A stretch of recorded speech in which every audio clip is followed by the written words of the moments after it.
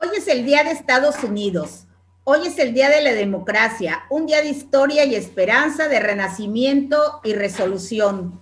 A través de tribulaciones que quedaron en los anales, Estados Unidos ha sido puesto a prueba una vez más. Estas fueron parte del discurso de Biden el día de hoy, que ya tomó posesión como presidente de Estados Unidos después de una de las elecciones más conflictivas en los últimos años en Estados Unidos. Buenas noches, les damos desde Ultimátum, desde la plataforma de Ultimátum, desde el programa Contextos, los compañeros Ricardo del Muro. Buenas noches, Ricardo. Hola, muy buenas noches. Buenas noches, Juan Carlos. Buenas noches, Queta. Buenas noches, maestro Ricardo. Bueno, la llegada de Biden a la presidencia de Estados Unidos y de Kamala Harris, ¿verdad? Para nosotros las mujeres, que eso es muy importante, la presencia de Kamala Harris, porque es la primera vicepresidenta del país. Ya Estados Unidos ha tenido secretarias de Estado y mujeres en otras áreas importantes de la administración, pero sin embargo la presencia de Kamala Harris para nosotros las mujeres es un signo de que la paridad ahí está presente, y eso nos da mucho gusto. Por otra parte, el discurso de Biden, como ya en su papel de presidente, ¿verdad?, en la toma de posesión, fue esperanzador, fue un discurso de unidad, y en medio de esta pandemia él señaló que durante los primeros 100 días, que además son los 100 días de gracia que en Estados Unidos se le otorga al mandatario cuando acaba de tomar posesión, pues él señaló que habrá un decreto o algo que obligue a la ciudadanía a usar caretas durante estos primeros 100 meses ante una pandemia que todavía se niega a irse. Y algunos titulares de los periódicos, hubo un titular de un periódico nacional que señalaba que la reactivación económica, la llegada de Biden, contribuiría a reactivar la economía en México. No sabemos desde qué punto de vista se está señalando algo. También en las primeras planas todavía se habla de esta lucha que están dando los organismos autónomos por no desaparecer, el INEGI, el INAI y otros organismos, ¿verdad?, que están ahí en la mira del presidente de López Obrador, y que él señala que van a integrarse a otras áreas de gobierno.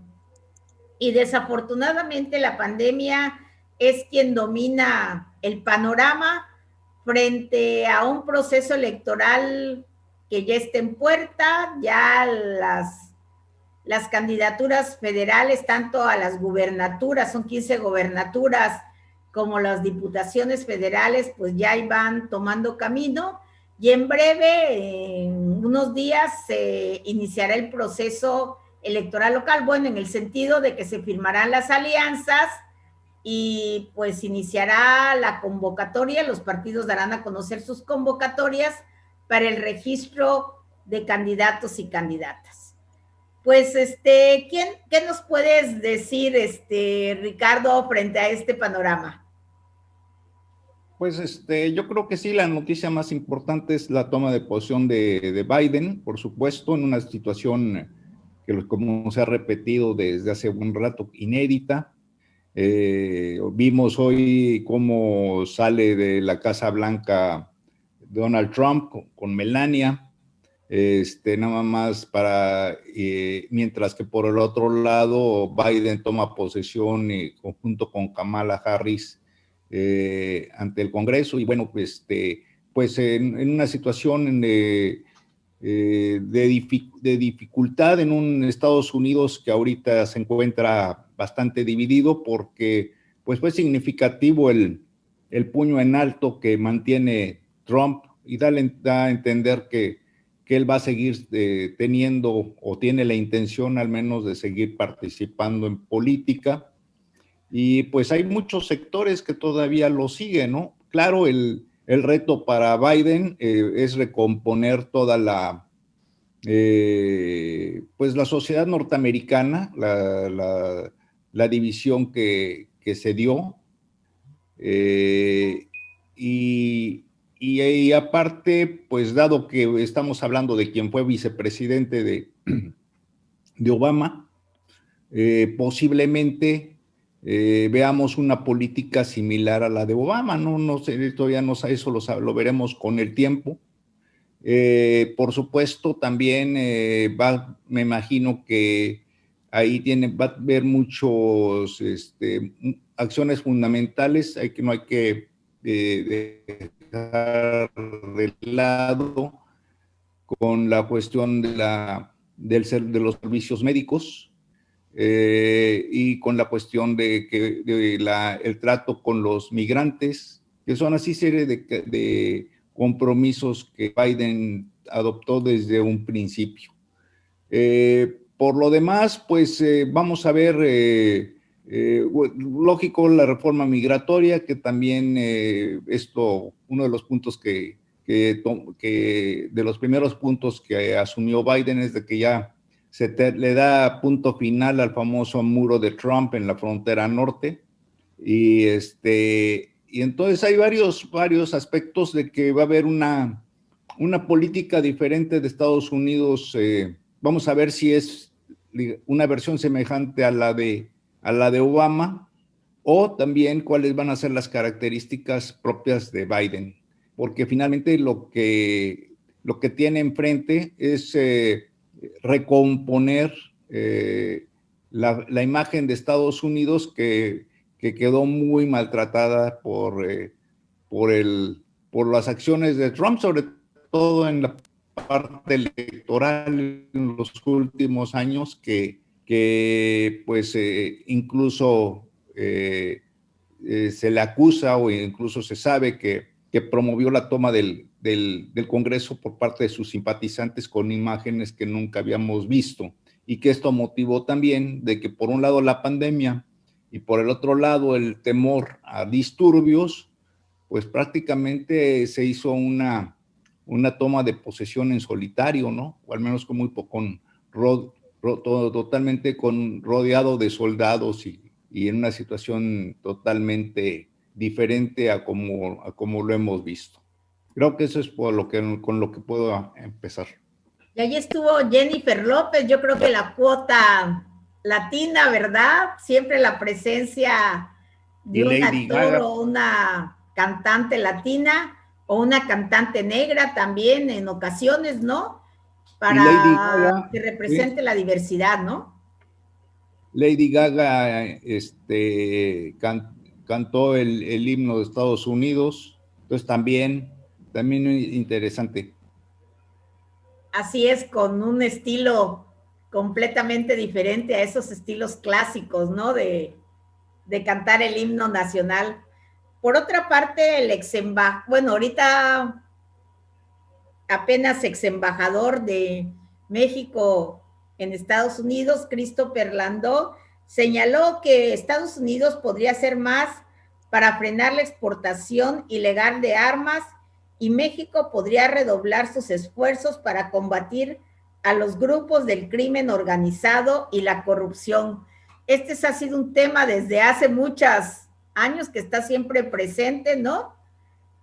Pues ya vimos lo de Rápido y Furioso en otras épocas, y es un tema bastante difícil que debe estar contemplado en la agenda de Biden. ¿Tú qué opinas de la nueva administración, Juan Carlos? Bueno, a propósito de lo que comentabas, pues la cultura pop no puede faltar en Estados Unidos. Me refiero a los cantantes. Ha sido como una herramienta, digamos, de Occidente propagandística que les ha funcionado muy bien y que permea a nivel mundial. De ahí que no podía faltar pues una intérprete famosa, como sucede en el fútbol americano, en el Supertazón, en todos estos eventos, ¿no? Y no dejan de hacerlo en política, como tampoco dejan de lado la tradición de esta parte que tiene que ver con la fe religiosa en todos sus actos políticos. También yo lamento mucho, creo que el ex embajador Landó ha sido un extraordinario comunicador, y creo que no habíamos tenido un embajador tan apreciado por los mexicanos, tan asimilado, y es una lástima que al cambio de gobierno pues no haya posibilidad de que se quedara, porque creo que hacía una gran labor. Pero bueno, por la parte de Kamala Harris, aplaudo, al igual que tú, que haya una mujer vicepresidenta, pero no solamente es por la parte de género, también por la parte del encono racial, porque por su ascendiente. Así que por doble partida es muy importante el arribo de Kamala Harris a poder como vicepresidenta. Y bueno, ¿qué efectos va a tener en México? Yo creo que viene noticias buenas y malas en lo que tiene que ver con la relación, con el tema migratorio. Buenas en el sentido de que yo creo que va a ser lo que en su momento solo un presidente ha hecho, que es Ronald Reagan, que fue nacionalizar por un decreto a 3 millones de mexicanos que hoy le viven completamente agradecidos, que ya son mexicanos de segunda generación o de tercera generación, y es muy probable que los Dreamers pudiera prosperar la iniciativa de otorgarles ya o reconocerles pues que nacieron en los Estados Unidos, que su cultura es completamente la cultura norteamericana, ya no son ni de aquí ni de allá, y la parte mexicana pues se conserva en la tradición como la tienen muchos ascendientes asiáticos, hindúes, en la parte, digamos, más plural que existe en las dos costas, este y oeste de los Estados Unidos. Entonces, pero al mismo tiempo veo ese reconocimiento, veo la posibilidad de que se regularice su estancia finalmente, pero también veo un mayor control migratorio. Es decir, esto no quiere decir que se vaya a flexibilizar la política de Estados Unidos respecto de estas caravanas que pretenden llegar por montones a los Estados Unidos, y va a seguir la misma presión en la frontera sur para que desde aquí, a diferencia de los más de 3,000 kilómetros de frontera que hay en el norte, pues puedan ser frenados o que cuando menos puedan entrar bajo un control migratorio, ¿no? Que es lo que al final de cuentas siempre dijo Donald Trump, que lo que quería era migración legal, no ilegal, porque hay que reconocer que en estos últimos 25 años millones de centroamericanos pasaron por nuestras fronteras y se fueron a vivir a los Estados Unidos. 3 de cada 10 salvadoreños, por citar un ejemplo, viven en los Estados Unidos. Está estrechamente vinculada su economía con la de ellos.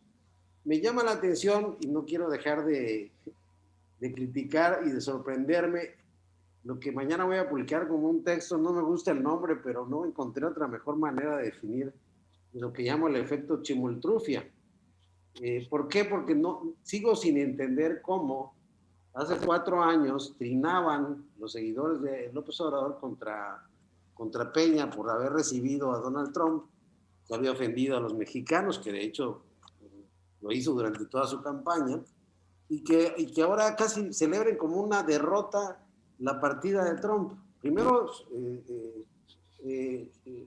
apostar a decir que también hubo fraude, o sea, esa asimilación, por el solo hecho de que el presidente decidió llevarse bien con Donald Trump. Ojalá que el presidente de México busque un acercamiento lo más pronto posible. Hay quien ve, hay visos de una posible confrontación, al menos los antecedentes están por el hecho de haberlo felicitado hasta el final, por el hecho del pleito reciente que se acaba de echar Gers Manero con la DEA, descalificando la investigación del general Cienfuegos, y ojalá no quiera el presidente agarrar un nuevo enemigo, ahora que ya no funciona lo de Calderón, lo de la oposición y todas estas teorías conspiratorias, porque pues no nos va a beneficiar. Yo lo que quisiera ver es al presidente de México, yo creo que eso es lo que va a suceder si tenemos un poco de racionalidad, visitando o invitando por lo menos al presidente de los Estados Unidos a venir a México, o si no, pues siguiendo a la Casa Blanca como lo hizo con Donald Trump. Esto por el bien de una relación bilateral, comercial, cultural, que es intrínseca, que difícilmente se puede romper. Tenemos somos el mayor cliente de Estados Unidos y es nuestro mayor comprador al mismo tiempo. Entonces, ya es muy estrecha la relación de este mercado norteamericano, ¿no? Y bueno, finalmente nos pediste también comentar, o no sé si quieres que lo haga en otro bloque, el tema de las alianzas y lo que está por venir. Bueno, creo que todavía hay algo más que hablar en el tema de la nueva administración, ¿verdad? Que encabeza Biden, porque el Tratado de Libre Comercio, que es muy importante, que no es solo México y Estados Unidos, que también interviene Canadá, ¿qué es lo que va a representar en la actualidad para México? ¿Qué hubiera pasado si Trump hubiera ganado? ¿Le hubiera permitido a México seguir con su proyecto en contra de las energías limpias, ¿no? Con una serie de cuestiones que están a discusión ahí en el Tratado de Libre Comercio, ¿no? ¿Qué hubiera pasado si Trump hubiera seguido en el poder? ¿Y cuál será la diferencia con Biden, ¿no? En algunos puntos del Tratado de Libre Comercio. ¿Será Biden más exigente con México? ¿Cuál creen que sea la posición de Canadá al respecto, no? No sé qué opina Ricardo, porque durante los últimos días de la administración de Trump como que se dejó a un lado el tratado, ¿no? Sí, de hecho, porque también pues es buena parte del tratado, quienes lo impulsaron fueron precisamente los demócratas, y al principio incluso había oposición por parte de Trump. Entonces yo creo que en ese sentido, es que la acción de Biden es una operación de reconstrucción en muchos ámbitos. Internamente, para curar las heridas que deja la elección y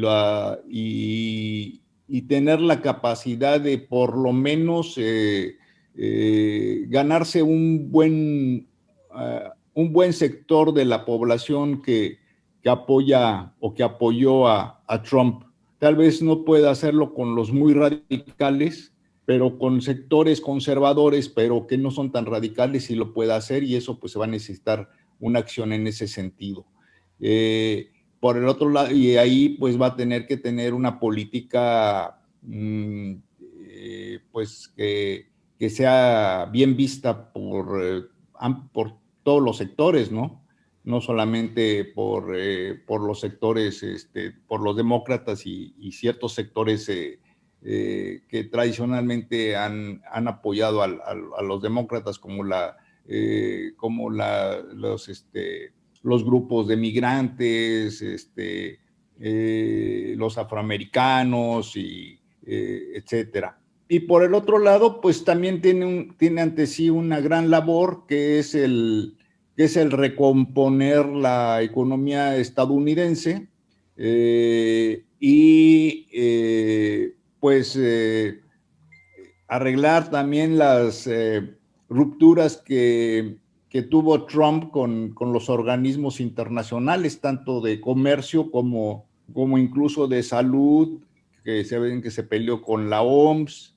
Entonces, hay muchos puntos que se tienen que corregir, pero finalmente en el caso del Tratado de Libre Comercio, pues yo creo que también ahí vamos a ver ciertas acciones en donde Estados Unidos va a buscar que se apliquen aquellas cláusulas que en muchas ocasiones se consideran que son lesivas para las empresas estadounidenses en México, ¿no? Ya de alguna manera con las opciones del incremento salarial, de la cuestión sindical, se han dado avances. Y hay que ver también en este sentido de las energías limpias, yo hasta no verlo exactamente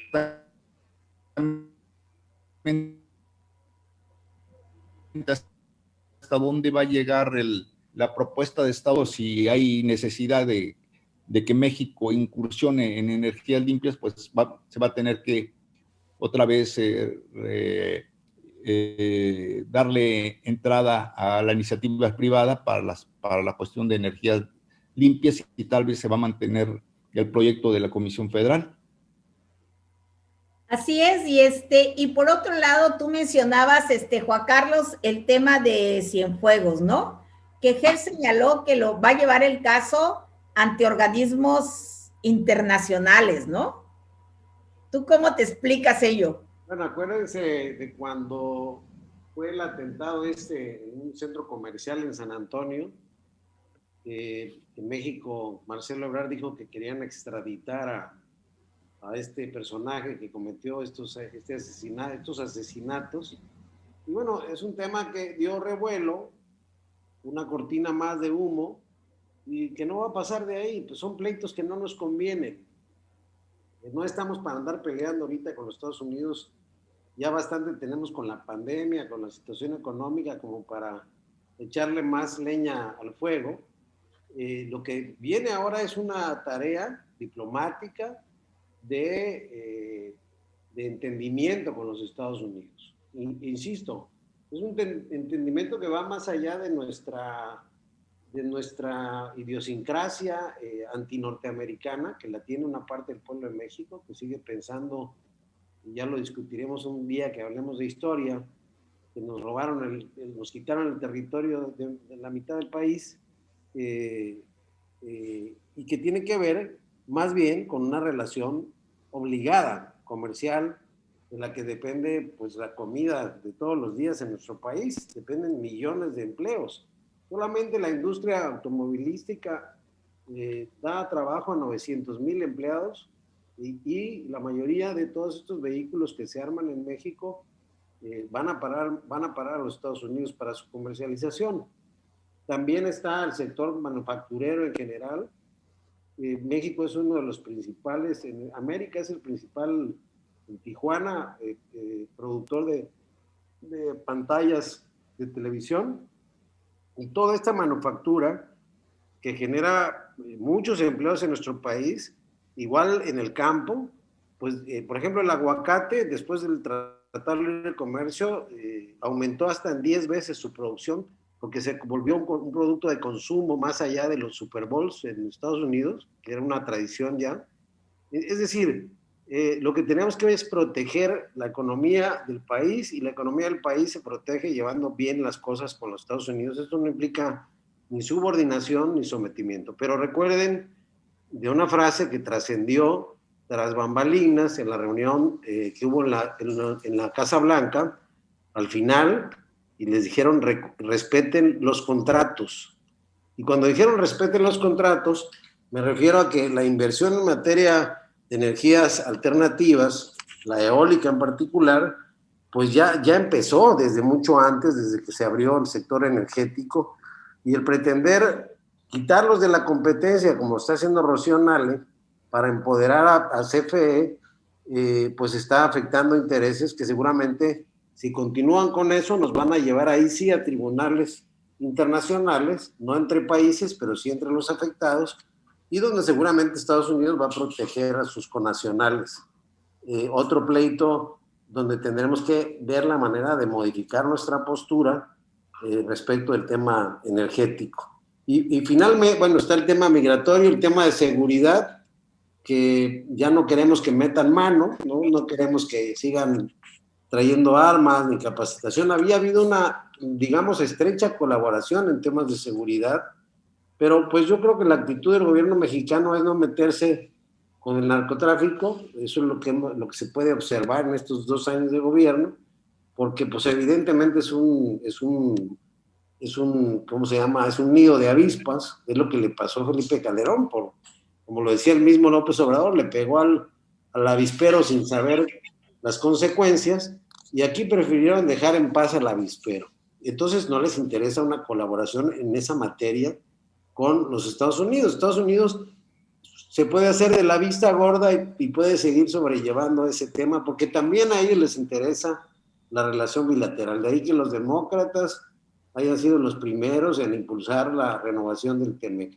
Lo que viene ahora va a ser las inspecciones laborales. Este pequeño párrafo que se añadió en el tema que tiene que ver, sí, con la mejoría de salarios en el sector manufacturero, de productos que se comercializan hacia Estados Unidos, pero que hay que verlo desde esta óptica. En Estados Unidos ganan 8 veces más que el salario promedio en México, es decir, ganan $8 la hora. Y aquí en México, pues ganan pues $1 por día, en promedio, ¿no? Por jornada laboral. Entonces, es muy grande la diferencia. Y la otra parte del Tratado de Libre Comercio que tiene que ver con las autopartes, es decir, con que la mayoría de los productos se produzcan en México y no vengan de otras partes, porque aquí se ensambla, pero los productos, por ejemplo, los arneses vienen fabricados de un país, las llantas vienen fabricadas de otras. Bueno, para no entrar en Honduras, ya sobre ese tratado, lo que quiero decir es que sí hay una agenda compleja. Me preocupa que la embajadora Bárcenas se haya ido. Creo que Marcelo Ebrard va a poder llevar bien la relación y que vamos a tener una relación de más respeto y más decencia con este presidente, que esto no quiere decir que vaya a ser más flexible, va a defender los intereses de su país, pero el respeto hacia México y hacia los mexicanos pues va a ser sin duda diferente. Bueno, y dejando a un lado el tema de Biden, aquí en México ya estamos metidos de lleno en el proceso electoral y sobre todo en Chiapas, ¿no? En Chiapas creo que, si no mal recuerdo, fue con Pablo Salazar que se inaugura este tema de las grandes alianzas electorales, ¿no? Donde se juntan los partidos grandes, en esa ocasión fue PAN, PRD, ¿no? Que eran los partidos fuertes, ¿no? Y se sumaron el Verde, ecologista, que en ese tiempo empezaba, y se sumaron también una serie de partidos chiquitos que existían en esa época. Creo que fueron como 5 partidos, ¿no? 8 en total, incluyendo... 8 en total, sí. 8 en total partidos. El PT me supongo que también estaba ahí sumado a esa fuerza. Y a partir de entonces se inauguró una serie de alianzas que en ocasiones se hacen entre partidos más o menos afines, pero en ocasiones hay sorpresas, como en una de las más recientes que estuvieron aliados el Movimiento Ciudadano, PAN y PRD. Y actualmente, ¿verdad? Hay una serie de pequeñas y grandes alianzas. Una de las sorpresas ha sido la del PRI, PAN y PRD, que a nivel nacional ha sido muy criticada, sobre todo por López Obrador en sus mañaneras, ¿no? Y dice, allí están juntos, son la élite del poder o algo así, ¿no? El PRIAN, como se le ha llamado, ¿no? Entonces, ¿qué opinan de estas alianzas? ¿Son simplemente pragmáticas? ¿Cómo pueden combinar diferentes ideologías o las ideologías ya no existen? Los partidos son franquicias para acceder a los cargos. ¿Cuál es el escenario que actualmente estamos viviendo, Ricardo, en este sentido? Bueno, pues por supuesto que tiene que ver mucho con la llamada fin de las ideologías. Pues eso alteró profundamente la geometría política de izquierdas, derechas y demás. Es difícil ahorita ya hablar en esos términos. Pero por otro lado, pues está claro de que va a ser esta elección, sobre todo, los partidos opositores a López Obrador, a Morena, pues optaron por el pragmatismo y pues van a trabajar juntos porque no hay de otra, o sea, o trabajan juntos para enfrentar el poder de Morena y atrás del poder de Morena para buscar contrarrestar la fuerza de López Obrador, o simplemente van a perder. Entonces, pues por eso creo que es la única explicación de la alianza. Yo no le veo otro sentido. Es una alianza en contra y así va a ser esta elección, ¿no? O sea, se va a estar a favor o en contra de Morena, y pues es una moneda al aire, vamos a ver qué va a suceder. No le veo otro sentido a las alianzas porque si es estar mezclando agua con aceite, PRIs, PRDs, PRIs, PAN, pues lo único que yo veo es una oposición muy débil, que la única alternativa que tiene para evitar que la barran es la alianza. Entonces no le veo otro sentido, es un sentido totalmente pragmático, ¿verdad? En ese punto. ¿Qué opinas, Juan Carlos? Bueno, a mí me tocó ser partícipe y artífice de la alianza PAN-PRD para la gobernatura en el año 2000, que no se hizo pensando en que Pablo iba a ser la cereza del pastel, se hizo pensando en lo que nos tocó vivir en el Congreso local, que era una mayoría aplastante, y que pues no veíamos el sentido, empezamos peleando ideológicamente PAN y PRD, posturas, y se divertían mucho mis amigos del PRI, los diputados, que ahora son la mayoría mis grandes amigos, se divertían viéndonos pelear por cuestiones ideológicas mientras ellos aprobaban por mayoriteo todo lo que se enviaba sin mayor discusión. De ahí que vino la necesidad bueno, yo en aquel entonces publiqué textos refiriéndome al Pacto de la Moncloa, a la transición chilena, que en ambos países obligó a juntar a ideologías completamente opuestas, de izquierda y de derecha, y que justificaban un modelo de transición política. ¿Qué vino para Chiapas con todos sus males y sus bienes? Pues la pluralidad política, la pluralidad al grado de que ahora si hay buenos candidatos, incluso pueden ganar por cualquier partido una elección, digamos que es un poco el fruto de esa transición política hacia unas formas de pluralidad. Y lo que vemos ahora es un escenario donde el presidente, pues, él pintó el pastel, pintó la raya, dijo, aquí no hay más que los que están a favor o los que están en contra. Cuando tenemos un país diverso y plural, donde hay muchas más expresiones políticas que están a favor y en contra. Debería, así como también deberían tener derechos las minorías, aunque no sean representativas, a manifestarse. Entonces, ¿qué es lo que está pasando? Un presidente que, a diferencia de Joe Biden, la noche que gana la elección recibe felicitación de sus opositores, de Ricardo Anaya, de Meade, da un discurso, me gustaría que lo volvieran a escuchar, muy reconciliador, y yo, entre muchos, apostamos por un presidente que se pusiera como jefe de Estado, como estadista y no como jefe de su partido. Al final de cuentas, el presidente, aunque se deslindó de Morena y ha tratado de mantener en los hechos una distancia, pues hoy es su principal activo y pues lo está demostrando, pues fustigando constantemente a la oposición. Ayer apenas declaraba que votar por la oposición es votar en contra de su proyecto, como diciendo, si nos sale mal esto, pues no se quejen después porque ustedes votaron en contra. Están metidos de lleno en la elección, están metidos de lleno en la operación de Estado con los servidores de la nación, a sueldo de todos los mexicanos, que son los que están haciendo las vacunas. Está el ejército empoderado como nunca antes, y está un escenario, el más grave que yo veo, de desmantelamiento, de demolición institucional, es decir, de demolición sobre pretexto de economías mal entendidas, de organismos como la Comisión de Derechos Humanos, que ahora ya no tiene la credibilidad que en algún momento tuvo,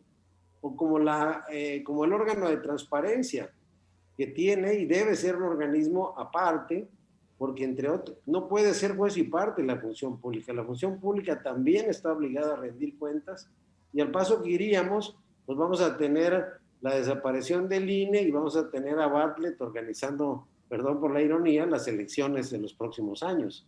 Es decir, lo que está obligando al PAN y al PRI y al PRD a unirse, y que tú ya lo acabas de decir, ya sucedió en Chiapas con la candidatura de Aguilar Bodegas, no es ajena a las alianzas en Chiapas. Yo creo que somos inclusive de los estados que primero llevaron a cabo este tipo de ejercicios. Pues lo que estamos viendo es esto, un ejercicio donde no se está mezclando en una licuadora el agua con el aceite, porque no se puede mezclar, porque por más que lo intentes mezclar, termina separándose.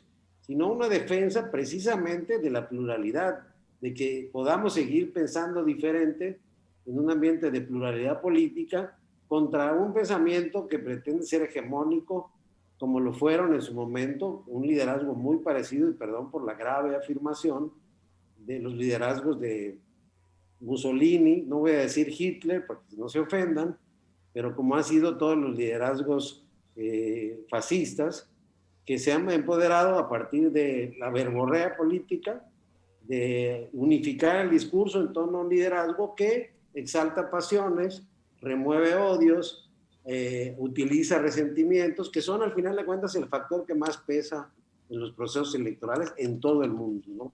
Si creemos que el voto es racional, pues lo dejemos en un 15 o en un 10%, dependiendo del nivel de educación, pero incluso esos sectores son motivados emocionalmente. Entonces, va ya por confirmarse la alianza a nivel local también. Tengo entendido que van 100 municipios, se van a quedar unos 25 fuera, estoy dando una primicia, y vamos a ver cómo resuelven las candidaturas, que ese es las candidaturas van a terminar siendo, al haber alianzas, cada partido tiene sus reglas, pero van a ser por designación, como las va a hacer Morena. Morena decidió, por ejemplo, no ir con el verde en lo local, pero va en lo federal. Imagínense a los pobres electores el día de la elección en una boleta con 14 partidos políticos, con un sinnúmero de candidatos, porque los partidos nuevos, los 3 nuevos federales de nueva creación, más los locales, tienen que llevar candidatos propios. Entonces va a ser un chirmol ahí de nombres, y yo creo que la gente va a terminar votando como tipo 6 de 6, como lo hicieron en la elección pasada, y vamos a ver cómo viene. Yo sí preveo, diagnostico en base a mis años de experiencia, espero no equivocarme, que sí va a haber un voto de castigo contra Morena por los efectos negativos de la pandemia, mal o bien manejada. Está deprimida la gente, pero sobre todo está deprimida económicamente, porque la gente está jugándose entre la vida o el COVID, el sustento diario de salir arriesgándose a contagiarse, porque no ha habido apoyos por parte del gobierno federal para, como otros países, casi todos los países en el mundo lo están haciendo. Entonces, yo creo que, nada más con esto cierro, el presidente cayó de un 80% de popularidad a un 60%, que sigue siendo alto, pero también tenía esta misma popularidad Peña y la tenía Calderón a estas alturas. Es decir, no es una novedad, no hay que sorprenderse, pero esta popularidad no se traduce en intención de voto hacia Morena. Morena no rebasa el 35%. Hoy vi una encuesta que mandó un despacho que tiene Reyes Heroles de consultoría, donde prácticamente está empatado el voto a favor y en contra de Morena en un 34-35%. Entonces, el mismo presidente llevó a este escenario de polarización, y en el escenario de polarización corre el riesgo de perder la mayoría del Congreso, ¿no? No, y además creo que el electorado, estas alianzas en ocasiones lo confunden, porque ha habido alianzas que, por ejemplo, los partidos se alían para la gubernatura, pero no están aliados en las municipios, ¿no? Entonces es curioso, a nivel estatal tienen que votar por el mismo candidato, pero se están dando agarrones terribles a nivel municipal, ¿no? Y agarrones en serio, ¿verdad? Pero no. Todos los partidos, han costado sangre, ¿no? En algunos municipios de Chiapas.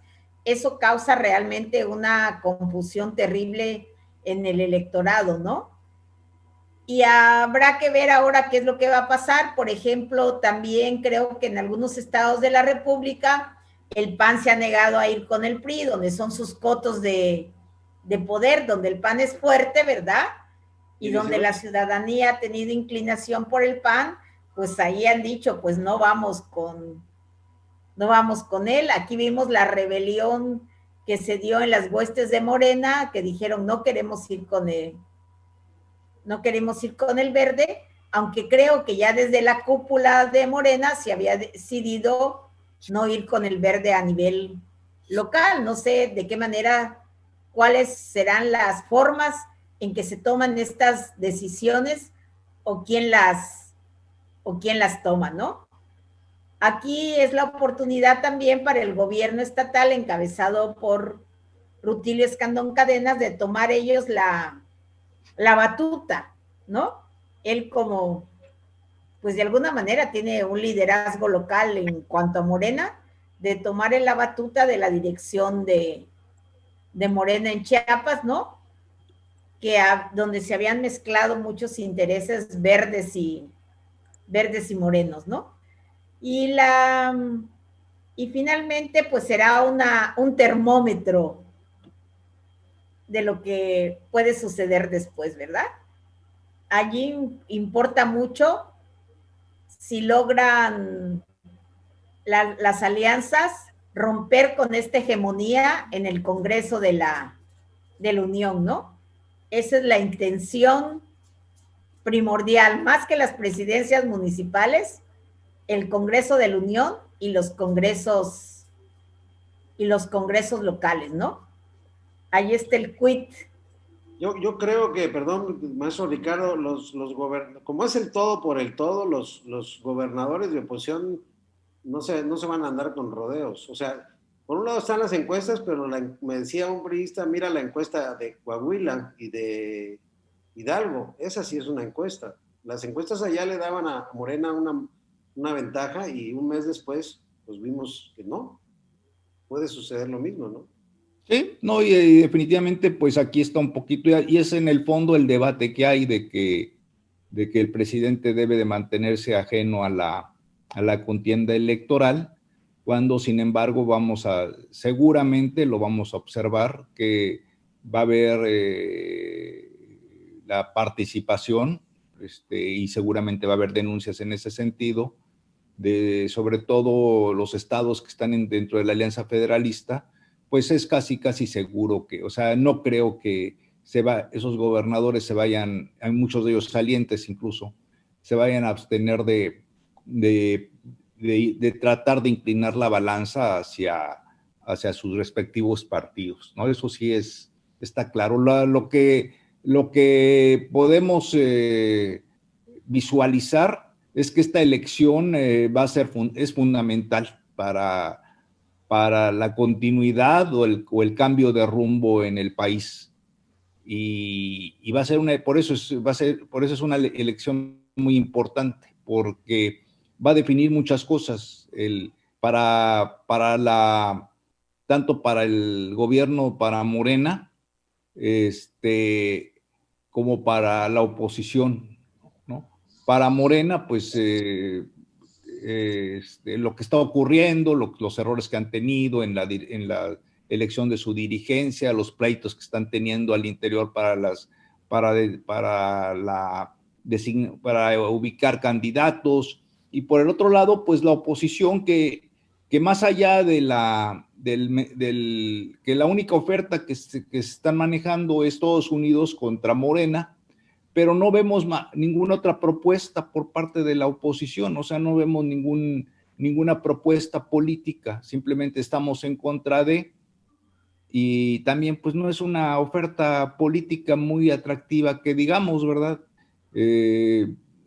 Eso también, y todo esto al final pues va a ser van a ser los elementos que se van a definir en la elección. Entonces yo creo que independientemente de lo que surja, el resultado de la elección va a ser pues muy interesante y va a ser fundamental para la segunda mitad del gobierno de López Obrador.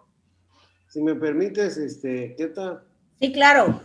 Mira, desde que se dio la transición en el año 2000, porque a mí me tocó vivirla como dirigente estatal acá del PAN, yo veía muy confiado a los presidentes del PAN en todo el país, nos reuníamos cada determinado tiempo en la elección intermedia y nos llevamos una gran sorpresa. Yo no me sorprendí porque yo sí advertí que podía haber un voto de castigo porque no habíamos respondido como gobierno a las expectativas que generó el triunfo de Vicente Fox. Los peces gordos que nunca cayeron, no sé, el Bester Gordillo, como Juan por su casa, muchas cosas así, ¿no? Y algunos escándalos de corrupción que quitaran esa idea de que iban a cambiar las cosas. Yo creo que este gobierno, igual le pasó a Felipe Calderón en la elección intermedia, igual le pasó a Peña Nieto, y no veo por qué no suceda de otra manera.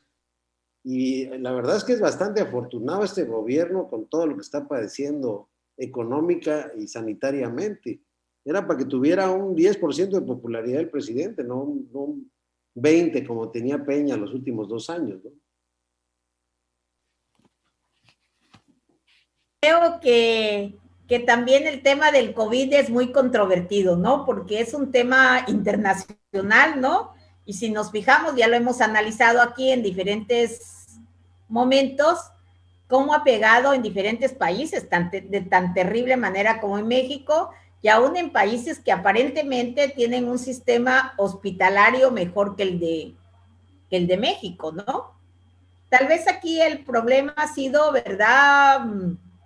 El manejo mediático de la pandemia, ¿verdad? El hecho de el haber encargado a López-Gatell, ¿verdad? Una persona que no estaba tan ducha en el tema para coordinar todo el trabajo de la pandemia, una serie de errores de no convocar al Consejo de Salud, ¿no? Entonces se dieron una serie tal vez de este tipo de situaciones que fueron los que han hecho que motiven que las personas estén a disgusto, ¿no? Y luego también eso, el semáforo que va y viene, porque yo creo que el presidente se encuentra entre la espada y la pared, en la parte económica y la parte médica, ¿no?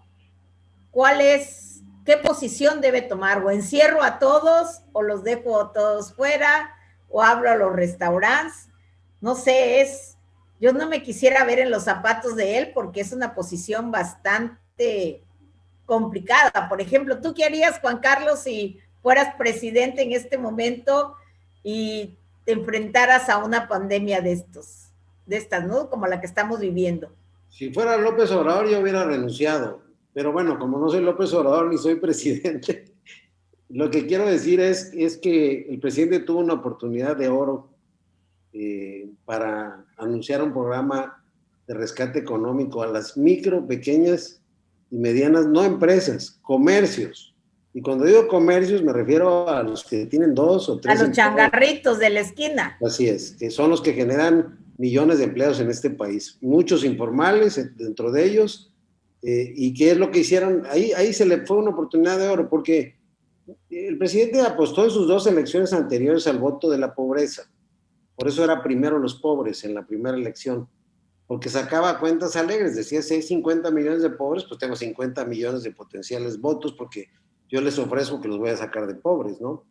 Y ahora hubo un efecto donde gente de la clase media, más o menos ilustrada, e ilustrada, votó convencidos de un cambio, votó convencido de un presidente honesto, que no estoy diciendo que él no lo sea, y que iba a barrer la corrupción de arriba para abajo, y pues está resultando en los hechos que están saltándole muchas cosas quizá fuera de su control, y que de las expectativas que tenían, lo menos que hubieran esperado hubiera sido un programa, no de regalar, de no cobrar impuestos. Yo siempre he sostenido que hubiera hecho un programa emergente de créditos muy baratos, no los de la banca usurera, como los que habían antes en menor proporción, pero que los quitó este gobierno, para que la gente pueda sortear sin despedir empleados y sin cerrar sus negocios el periodo que dure la pandemia. Y esto obligaba al presidente a cancelar, o más que cancelar, posponer los grandes montos que está invirtiendo en Santa Lucía, en Dos Bocas y en el Tren Maya, que son más de 700,000 millones más menos de pesos, y que bien estarían pudiéndose emplear para proteger a esa clase media que, en mi opinión, le dio el triunfo a López Obrador. Creo que fue un error táctico, y que eso pues ya lo vamos a estar leyendo el día siguiente a las elecciones, lo vamos a estar analizando aquí en este mismo espacio.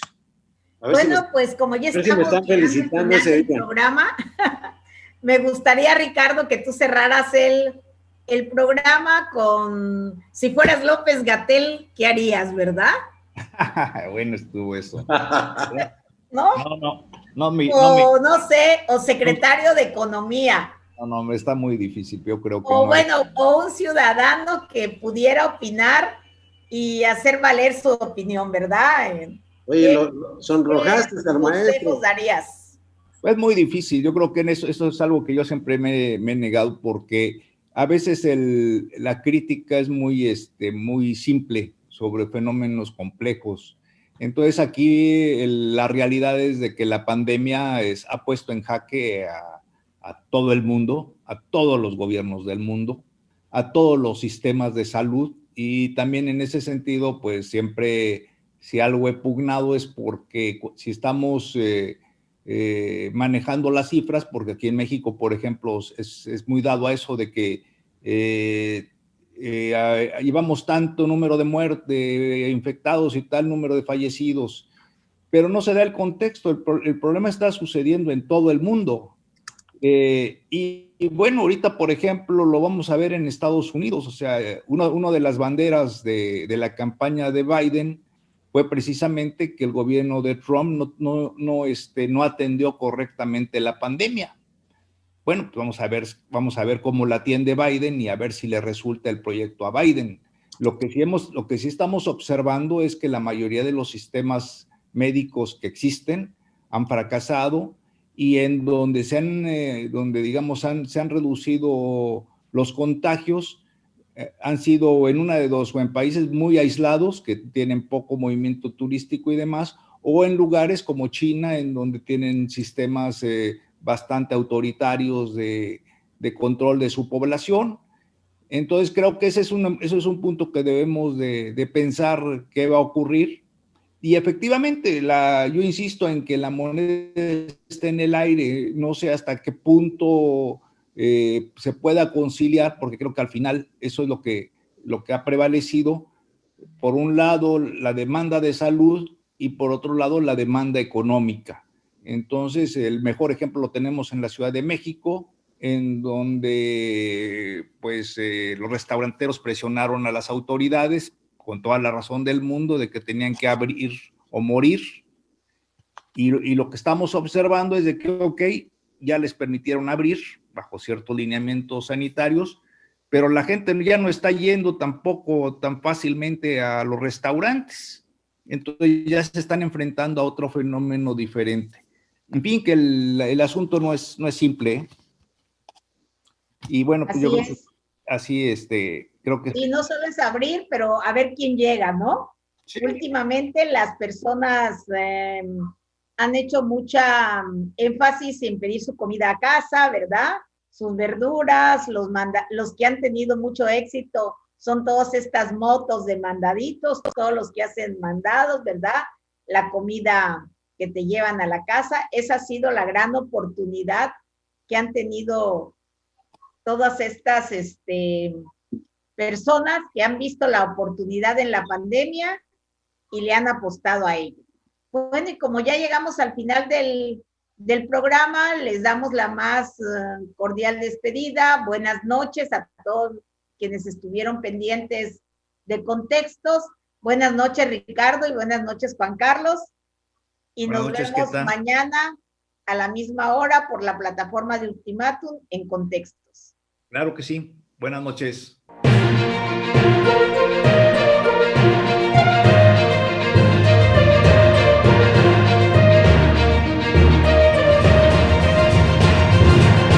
Contextos.